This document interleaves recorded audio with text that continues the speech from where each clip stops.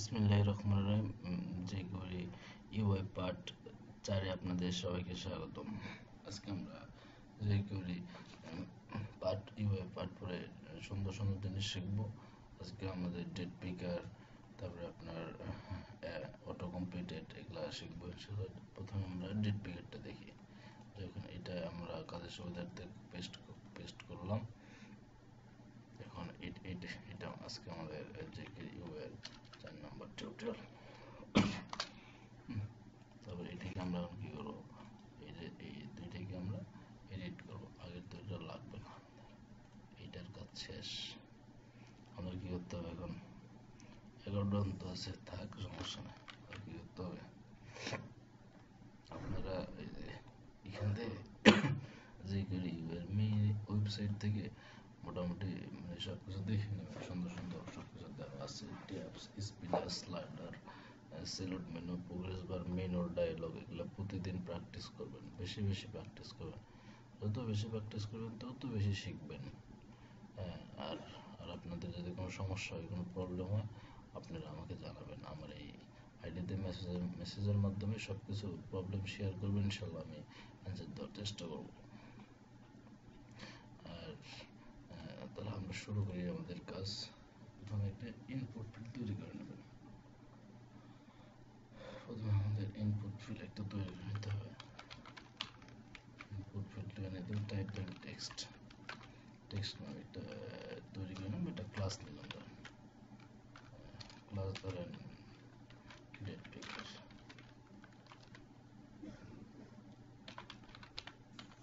Class একটা date পিকার দিয়ে দিলাম। এখন আমাদের আউটপুটে কি আসে দেখা যায়।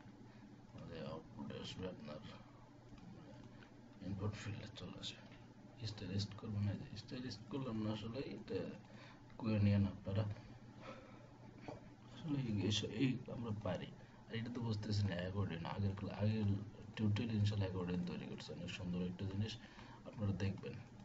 অনেক সুন্দর একটা জিনিস। এখন চাচ্ছি যে এখানে ক্লিক করলেই ডেট প্যাকেটটা মানে শো করবে। তো এর ভিতর কিছু ধরুন লিখতে চাচ্ছি আমরা, নাম ধরুন কিছু লিখলাম, ধরেন ডেট, ডেট দেখি কি আসে। ডেট চলে আসলে এখানে ক্লিক করলেই সব কিছু শো করবে।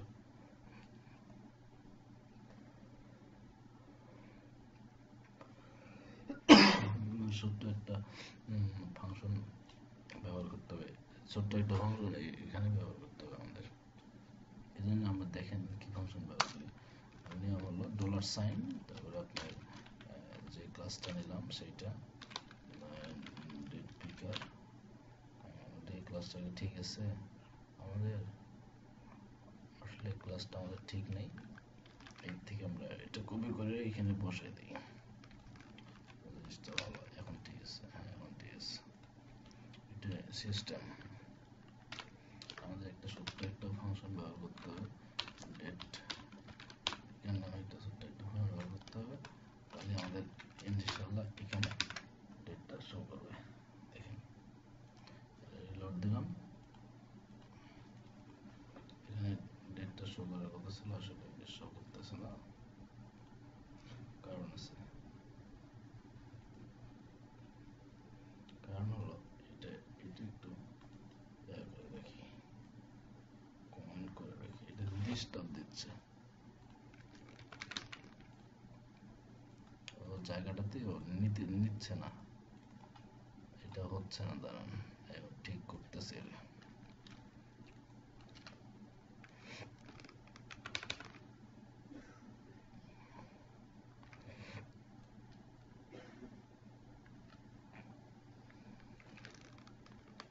সমস্যা নেই, থাক। প্রবলেমটা পিআইসি হবে, সরি। আর এগুলো অ্যালার্ট থাকবেন, এগুলো ভুল নয়। ভুল হলে কিন্তু আসবে না, কিচ্ছু আসবে না, সব ঠিকঠাক না। ক্লিক করলে চলে আসবে ডেট।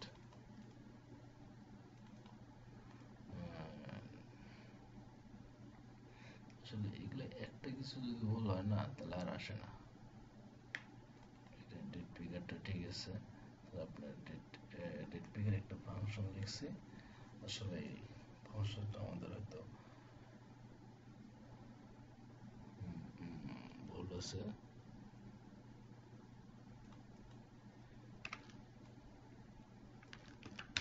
প্লেস হোল্ডার হবে না।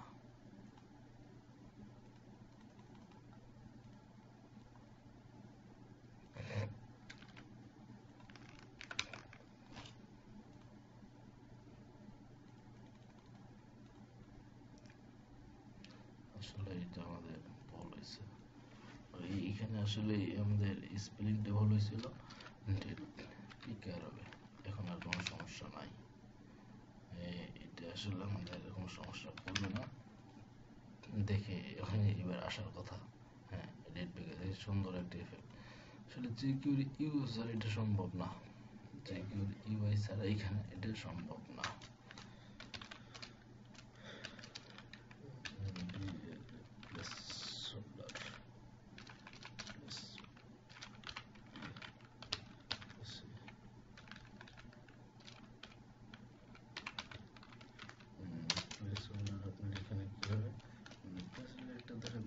আমাদের সুবিধার্থে এই প্লেস হোল্ডারটা আমরা দেব।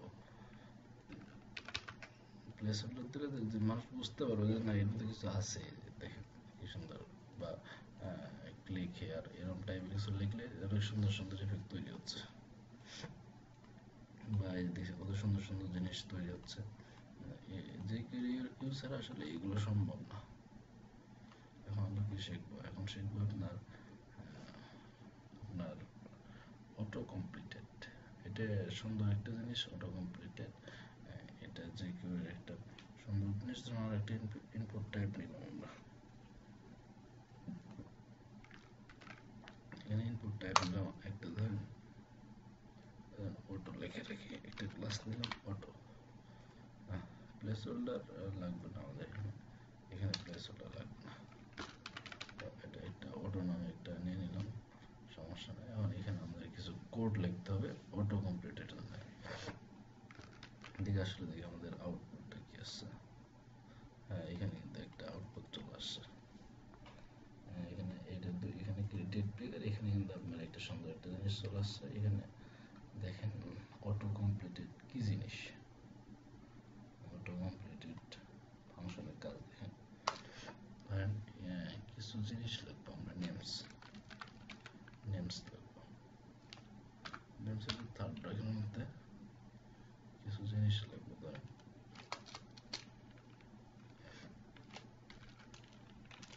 ধরেন লিখবো ধরেন হাসান,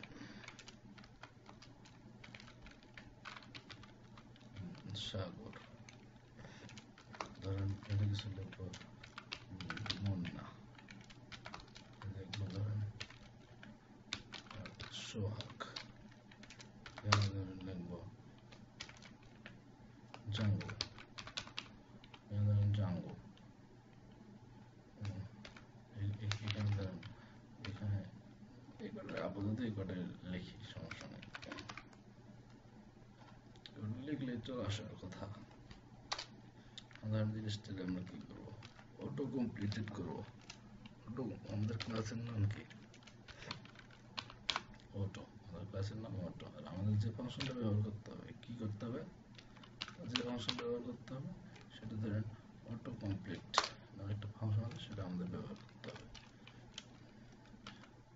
হ্যাঁ, এটা আমাদের কি, এখানে একটা জিনিস দিতে হবে সোর্স, লিস্টটা কোথা থেকে আসতেছে, নেমস থেকে আসতেছে, ওই যে নেমসটা লিখছি আমরা, ঠিক আছে। এখন দেখেন নেমস থেকে চলে যাবে অটো কমপ্লিট কাজ কি সেটা আমি বুঝতে পারবেন।